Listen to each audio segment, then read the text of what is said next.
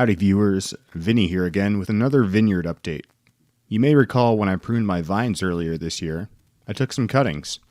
In this video, I'm going to show you how I was able to propagate them. Stay tuned. greensandmachines.com.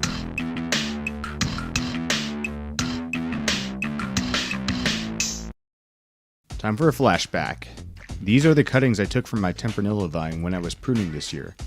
Notice how these cuttings have about 3 nodes on them. This is where the leaf growth emerges from. To root these cuttings, I'm using this rooting compound, of which I will put a link to in the description. Let's root these things.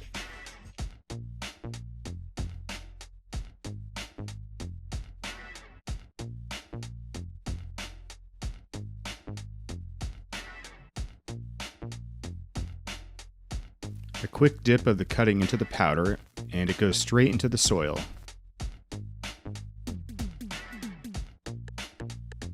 Repeat times 12, or however many I had. While we're propagating, let's talk a little bit more about this varietal. Tempranillo is a red grape native to Spain. This Spanish varietal is the 4th most planted worldwide, and is the most planted grape in Spain. It produces a relatively neutral wine, making it attractive to blend with other grapes. You can read more about Tempranillo on Wikipedia or some other article online.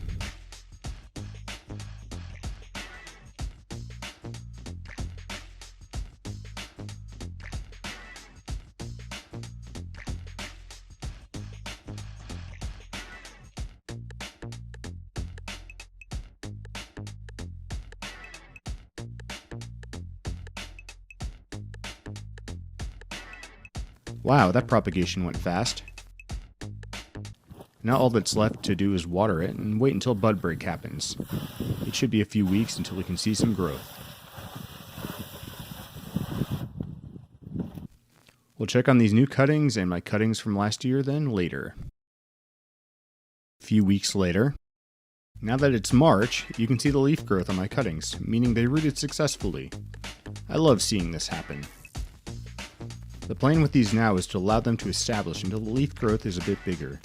Then I will transplant the cuttings into individual containers.